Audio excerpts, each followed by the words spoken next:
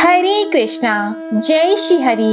ओम नमः शिवाय। मैं हूँ वामिका और आप सभी का हमारे चैनल आध्यात्मिक सागर में हार्दिक स्वागत है। हमारे चैनल पर कार्तिक मास महात्म्य की कथाओं को इतना प्रेम से सुनने के लिए, उन्हें लाइक करने के लिए, कमेंट करने के लिए आप सभी भक्तों को बहुत बहुत धन्यवाद। उम्मीद करती हूँ जिस तरह आपने पहले की कथाओं को इतना प्यार दिया, उसी तरह आप इन मार्गशीर्ष मास की कथा को भी अपना प्रेम अवश्य देंगे। मार्गशीर्ष का मास भगवान श्री कृष्ण का प्रिय मास होता है। इस मास में भगवान श्री कृष्ण की पूजा की जाती है, उनकी आराधना, उनके मंत्रों का जाप किया जाता है, उनकी कथाओं को नित्य सुना जाता है। इस प्रकार भगवान श्री कृष्ण की प्रसन्नता के लिए तुलसी जी की भी पूजा की जाती है, उन्हें नित्य जल से सींचा जाता है, उनकी धूप और दीप से पूजा की जाती है। और इसी तरह भगवान श्री कृष्ण को गौएं बहुत प्रिय थी, इसलिए गौ माता की भी पूजा की जाती है, उनके लिए कुछ दान दिया जाता है।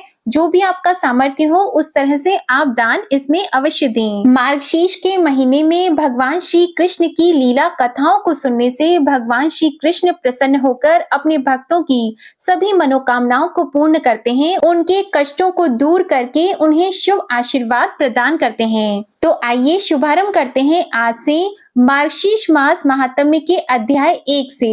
आज की कथा प्रारंभ करने से पहले भगवान श्री कृष्ण की लीला कथा को आप सुनेंगे। इस कथा में प्रभु श्री कृष्ण ने गोपियों के साथ बहुत सी जो लीला की है, उसमें भगवान श्री कृष्ण ने गोपियों की मटकी फोड़ते और माखन चुराते और गोपियां भगवान श्री कृष्ण की उल्हाना लेकर यशोदा मैया के पास जाती। ऐसा बहुत बार होता। तो एक बार की बात है कि यशोदा मैया प्रभु श्री कृष्ण के उल्लाहनों से तंग आ गई और छड़ी लेकर श्री कृष्ण की ओर दौड़ी। जब प्रभु ने अपनी मैया को क्रोध में देखा तो वह अपना बचाव करने के लिए भागने लगे। भागते भागते जब श्री कृष्ण एक कुम्हार के पास पहुंचे तो कुम्हार अपने मिट्टी के घड़े बनाने में व्यस्त था। लेकिन जैसे ही कुम्हार ने श्री कृष्ण को देखा तो वह बहुत प्रसन्न हुआ। कुम्हार जानता था कि श्री कृष्ण साक्षात परमेश्वर हैं। तब प्रभु ने कुम्हार से कहा कि कुम्हार जी, आज मेरी मैया मुझ पर बहुत क्रोधित हैं। मैया छड़ी लेकर मेरे पीछे पीछे आ रही हैं। भैया, आप मुझे कहीं छुपा लो। तब कुम्हार ने श्री कृष्ण को एक बड़े से मटके के नीचे छिपा दिया। कुछ ही क्षणों में मैया यशोदा भी वहां आ गई और कुम्हार से पूछने लगी, क्यों रे कुम्हार, तूने मेरे कन्हैया को कहीं देखा है क्या? तो कुम्हार ने कह दिया, नहीं मैया, मैंने कन्हैया को नहीं देखा। श्री कृष्ण यह सब बातें बड़े से घड़े के नीचे छुपकर सुन रहे थे। तो मैया वहां से चली गई। अब प्रभु श्री कृष्ण कुम्हार से कहते हैं कि कुम्हार जी, यदि मैया चली गई तो मुझे इस घड़े से बाहर निकालो। कुम्हार बोला, ऐसे नहीं प्रभु जी, पहले मुझे 84 लाख योनियों के बंधन से मुक्त करने का वचन दो। तब भगवान मुस्कुराए और उन्होंने कहा, ठीक है, मैं तुम्हें 84 लाख योनियों से मुक्त करने का वचन देता हूँ। अब तो मुझे बाहर निकाल दो। तो कुम्हार कहने लगा, मुझे अकेले नहीं प्रभु जी, मेरे परिवार के सभी लोगों को भी 84 लाख योनियों के बंधन से मुक्त करने का वचन दोगे तो मैं आपको इस घड़े से बाहर निकालूंगा। तब प्रभु श्री कृष्ण जी कहते हैं, चलो ठीक है, उनको भी 84 लाख योनियों के बंधन से मुक्त होने का मैं तुम्हें वचन देता हूँ। अब तो मुझे इस घड़े से बाहर निकाल दो।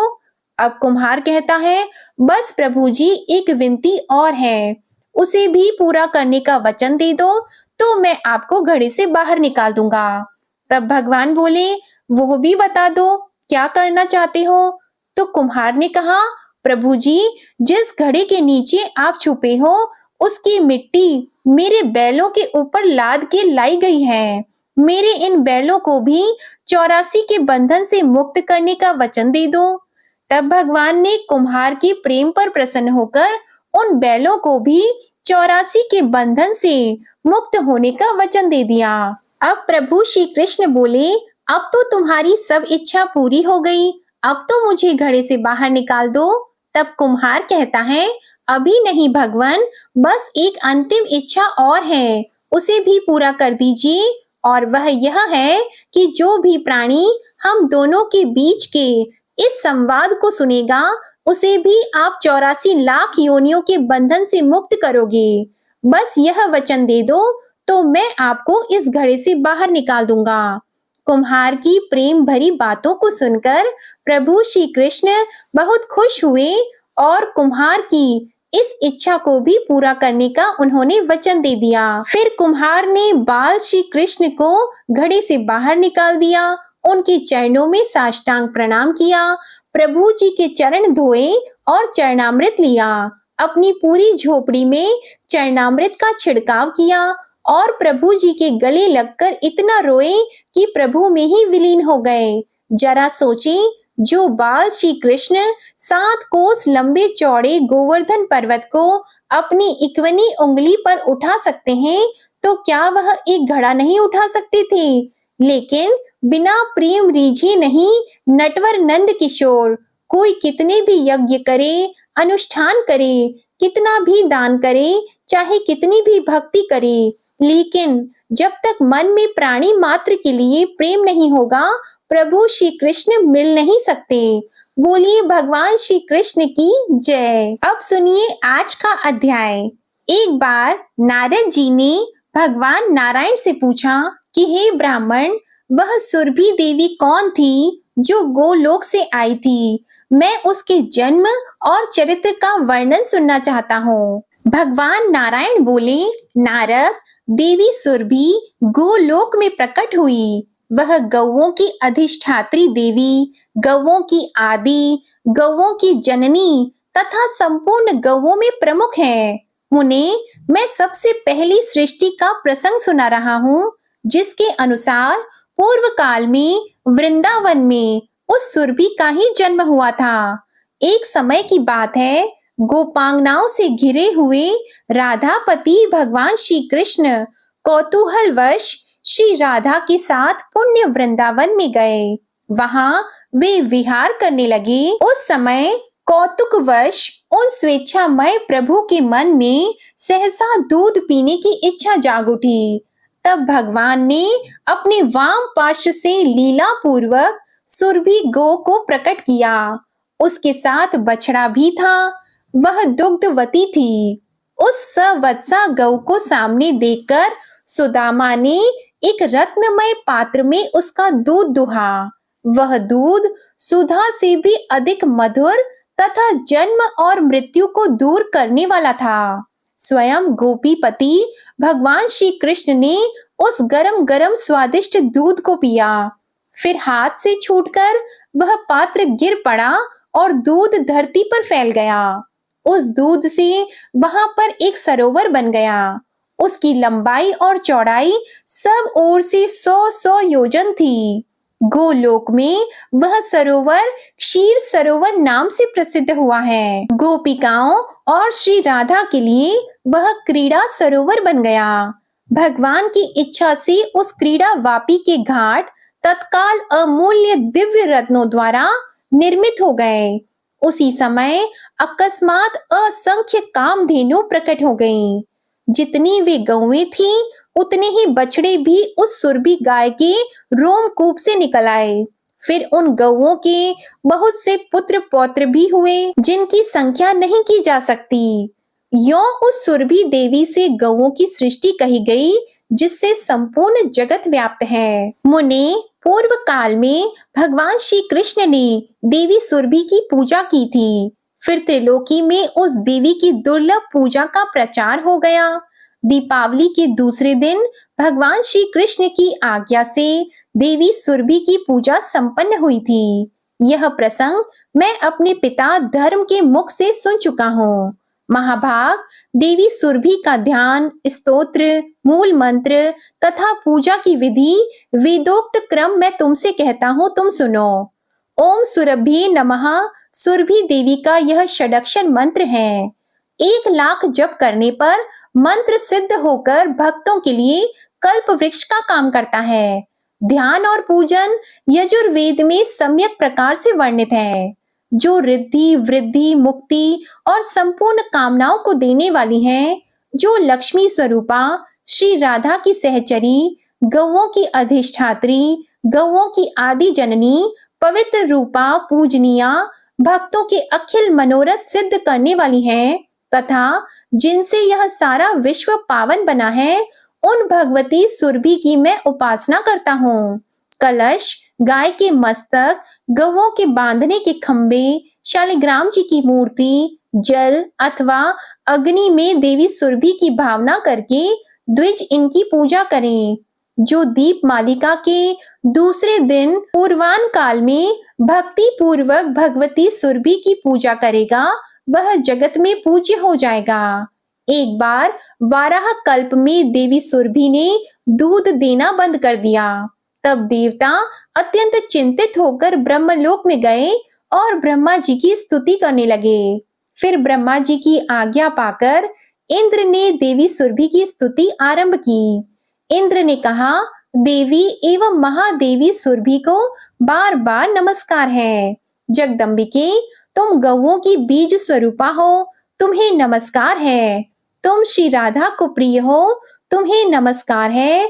तुम लक्ष्मी की अंशभूता हो, तुम्हें बारंबार नमस्कार है। श्री कृष्ण की प्रिया को नमस्कार है। गौओं की माता को बारंबार नमस्कार है। जो सबके लिए कल्प वृक्ष स्वरूपा तथा धन और वृद्धि प्रदान करने वाली हैं, उन भगवती सुरभि को मैं बारंबार नमस्कार करता हूँ। इस प्रकार स्तुति सुनते ही सनातनी जगत जननी भगवती सुरभि संतुष्ट और प्रसन्न होकर उस ब्रह्मलोक में ही प्रकट हो गईं। देवराज इंद्र को परम दुर्लभ मनोवांछित वर देकर वे पुनः गोलोक को चली गईं। देवता भी अपने अपने स्थानों को चले गए। हे नारद, फिर तो सारा विश्व सहसा दूध से परिपूर्ण हो गया। दूध से घी बना और घी से यज्ञ संपन्न होने लगे तथा उनसे देवता संतुष्ट हुए। नारद जी बोले, भगवान नारायण के ध्यान में तत्पर रहने वाले महाभाग मुनिवर नारायण, आप नारायण के ही अंश हैं। अतः भगवान, आप नारायण से संबंध रखने वाली कथा कहिए। सुरभि का उपाख्यान अत्यंत मनोहर है, उसे मैंने सुना। अब मैं श्री राधा का परम उत्तम आख्यान सुनना चाहता हूँ। उनके प्रादुर्भाव के प्रसंग तथा उनके ध्यान, स्तोत्र और उत्तम कवच को भी सुनने की मेरी प्रबल इच्छा है। अतः आप इन सब का वर्णन कीजिए। मुनिवर श्री नारायण ने कहा, नारद, पूर्व काल की बात है। कैलाश शिखर पर सनातन भगवान शंकर सबसे श्रेष्ठ स्वामी और सिद्धिदाता हैं। वह बैठे हुए थे। मुनि लोग भी उनकी स्तुति करके उनके पास ही बैठे थे। भगवान शिव का मुखारविंद प्रसन्नता से खिला हुआ था। उनके अधरों पर मंद मुस्कान की छटा रासोत्सव का सरस आख्यान सुना रहे थे। उस प्रसंग के श्रवण में कुमार की बड़ी रुचि थी। रास मंडल का वर्णन चल रहा था। जब इस आख्यान की समाप्ति हुई और अपनी बात प्रस्तुत करने का अवसर आया, उस समय सती साध्वी पार्वती जी मंद मुस्कान के साथ अपने प्राण वल्लभ के समक्ष प्रश्न उपस्थित करने की उद्यत हुई। पहले तो वे डरती हुई सी स्वामी की स्तुति करने लगी। फिर जब प्राणेश्वर ने मधुर वचनों के द्वारा उन्हें प्रसन्न किया, तब वे देवेश्वरी महादेवी उमा महादेव जी के सामने वह अपूर्व राधिका उपाख्यान सुनाने के लिए अनुरोध करने लगी।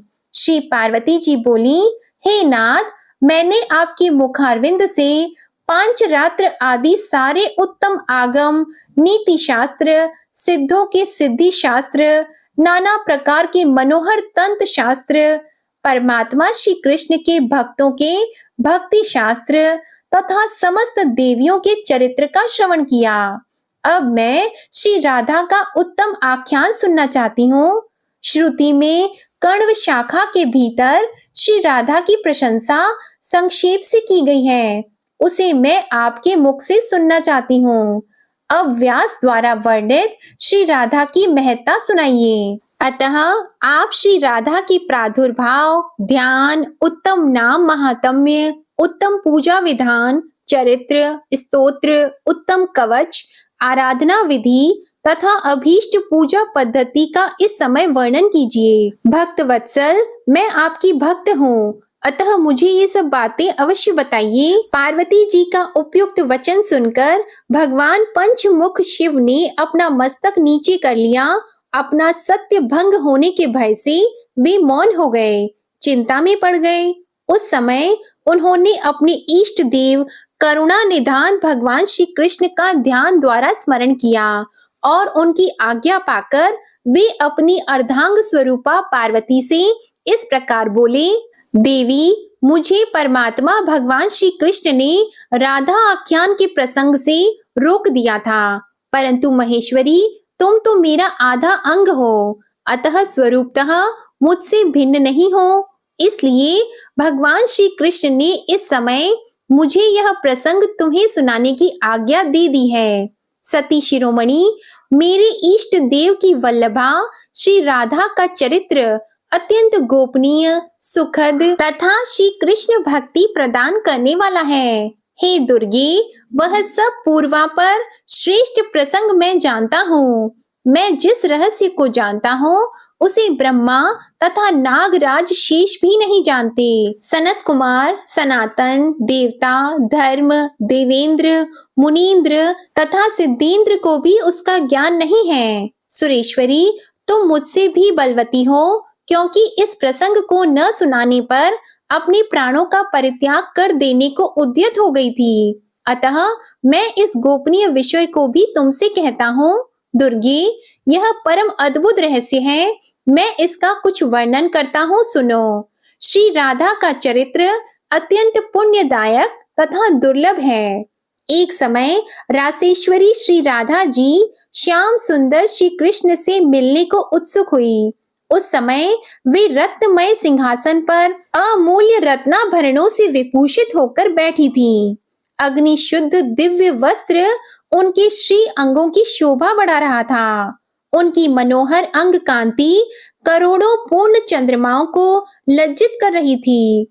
उनकी प्रभा तपाए हुए सुवर्ण के सदृश जान पड़ती थी। शुद्ध स्वरूपा श्री राधा के अधर पर मंद मुस्कान खेल रही थी। उनकी दंत पंक्ति बड़ी ही सुंदर थी। वे मालती सुमनों की माला से मंडित रमणीय केश पाश धारण करती थीं। उनके गले की रत्नमयी माला ग्रीष्म ऋतु के सूर्य के समान दीप्तिमती थी। कंठ में प्रकाशित शुभ मुक्ताहार गंगा की धवल धार के समान शोभा पा रहा था। रसिक शेखर श्याम सुंदर श्री कृष्ण ने मंद मंद मुस्कुराती हुई अपनी उन प्रियतमा को देखा। प्राण वल्लभा पर दृष्टि पड़ते ही विश्वकांत श्री कृष्ण मिलन के लिए उत्सुक हो गए। परम मनोहर कांति वाले प्राण वल्लभ को देखते ही श्री राधा उनके सामने दौड़ गईं। महेश्वरी, उन्होंने अपने प्राणाराम की ओर धावन किया।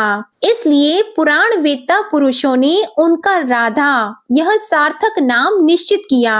राधा श्री कृष्ण की आराधना करती हैं और श्री कृष्ण श्री राधा की। वे दोनों परस्पर आराध्य और आराधक हैं। संतों का कथन है कि उनमें सभी दृष्टियों से पूर्णतः समता है। हे महेश्वरी, मेरे ईश्वर श्री कृष्ण रास में प्रिया जी के धावन कर्म का स्मरण करते हैं, इसलिए वे उन्हें राधा कहते हैं, ऐसा मेरा अनुमान है। दुर्गे, भक्त पुरुष रा शब्द के उच्चारण मात्र से परम दुर्लभ मुक्ति को पा लेता है और धा शब्द के उच्चारण से वह निश्चय ही श्री हरि के चरणों में दौड़कर पहुंच जाता है। रा शब्द का अर्थ है पाना और धा शब्द का अर्थ है निर्वाण अर्थात मोक्ष। भक्त जन उनसे निर्वाण मुक्ति पाता है, इसलिए उन्हें राधा कहा गया है। श्री राधा के रोमकूपों से गोपियों का समुदाय प्रकट हुआ है तथा श्री कृष्ण के रोमकूपों से संपूर्ण गोपों का प्रादुर्भाव हुआ है। श्री राधा के वाम अंश भाग से महालक्ष्मी जी का प्राकट्य हुआ है और वे ही शस्य की अधिष्ठात्री देवी तथा ग्रह लक्ष्मी के रूप में भी आविर्भूत हुई हैं। देवी महालक्ष्मी चतुर्भुज विष्णु जी की पत्नी है और वैकुंठ धाम में वास करती हैं। राजा को संपत्ति देने वाली राजलक्ष्मी भी उन्हीं की अंशभूता है। राजलक्ष्मी की अंशभूता मर्त्य लक्ष्मी है, जो गृहस्थों के घर घर में वास करती हैं। वे ही शस्याधिष्ठात्री देवी तथा वे ही ग्रह देवी हैं। स्वयं श्री राधा श्री कृष्ण की प्रियतमा है तथा श्री कृष्ण के ही वक्ष स्थल में वास करती हैं। वे उन परमात्मा श्री कृष्ण के प्राणों की अधिष्ठात्री देवी हैं। हे पार्वती, ब्रह्मा से लेकर तृण अथवा कीट पर्यंत संपूर्ण जगत मिथ्या ही है।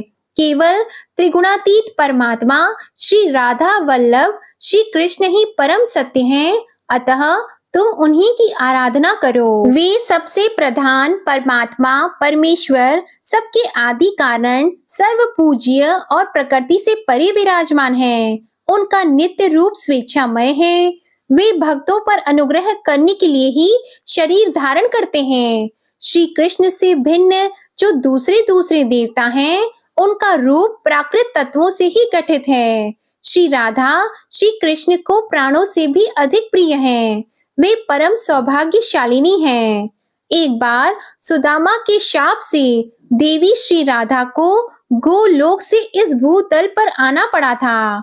उस समय वे वृषभानु गोप के घर में अवतीर्ण हुई थीं। वहां उनकी माता का नाम कलावती था। जय श्री कृष्णा।